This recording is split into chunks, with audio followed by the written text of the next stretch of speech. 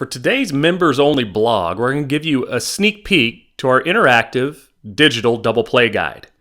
Here you can see on the chart we've listed 20 different types of feeds that a shortstop or second baseman have to do based on location of the field and speed of the ball. When you click on each one of these colored areas, it's labeled with the specific type of feed that you'll see our player do from one location of the field. You'll get a close-up of the player making the live feed, and then instruction done by elite baseball training instructors on how to progressively teach each one of the feeds.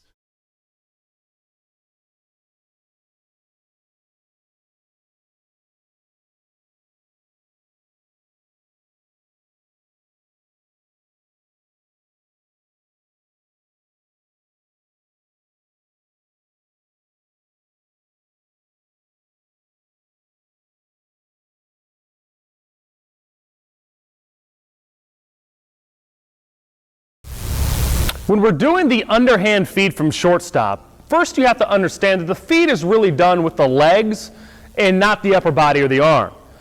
Our drill progressions, the first thing I'm going to teach is the release of the ball. When I'm fielding the ground ball, I'll put my hand on the baseball the same way I would if I'm going to throw the ball across to first base. I'm going to get a four-seam grip. Normally my fingers would be on top of the ball, my thumb underneath. The difference being here, when I receive the ball on the flat surface and get that grip, is I'm immediately going to turn that ball over. Same grip, same four-seam grip we do to throw to first base, but now I'm leading thumb up. In this feed, I'm going to lock the wrist and the elbow so my arm is one piece.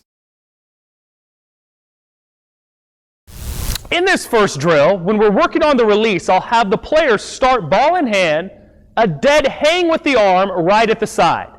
What we're trying to do here is understand that the hand and arm only go forward in releasing, and we're not going to have a swing that ever goes backwards. All we're going to do is keep the wrist, elbow, arm stiff, and I'll unclasp my fingers from the ball once my hand gets to full extension parallel to the ground. It's this type of release that will give us knuckleball spin to our partner and a feed that will be very controlled. The more the ball rolls off of our fingertips and the wrist hinges, you'll see more spin on the ball, which is going to make the feed less accurate.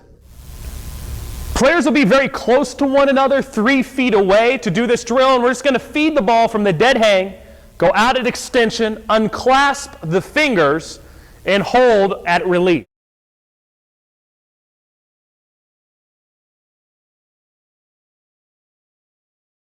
The next step of the progression is I'll have players get into a fielding position and get used to feeding the ball from the ground.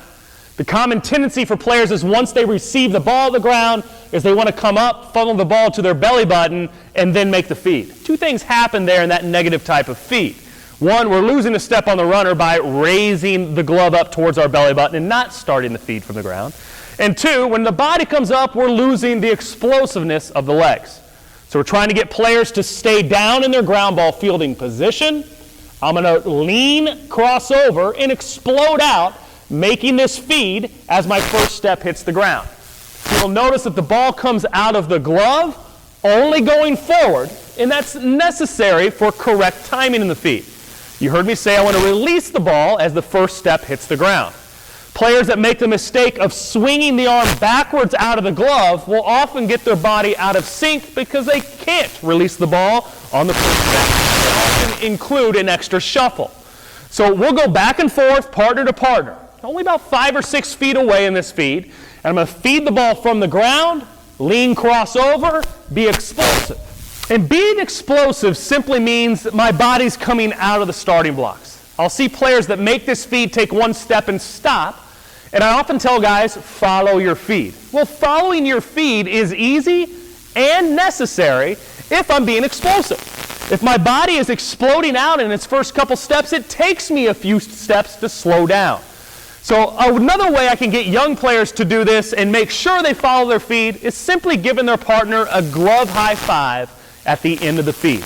That way we know they are following it and being explosive in their lower half. So the feed will look like this. I'll get in my ground ball fielding position.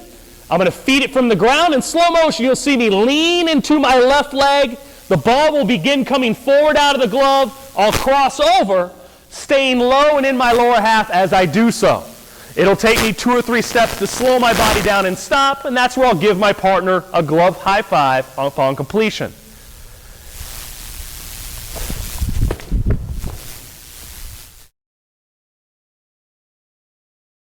The last piece of that feed is what I'm doing with my glove. Because it's an underhand feed and I'm moving towards my partner I'm turning to double play with, I want to make sure he can see the baseball as soon as possible. So as soon as I take the ball out of the glove and my hand begins going forward with the baseball, I have 2 options of what to do with the glove. I'm going to pull it to my chest so he can see the ball very clearly, or I'm going to take the glove behind my body for the same reason. That makes the ball very visible, easy to read for the second baseman, and he can be quicker in his footwork and release.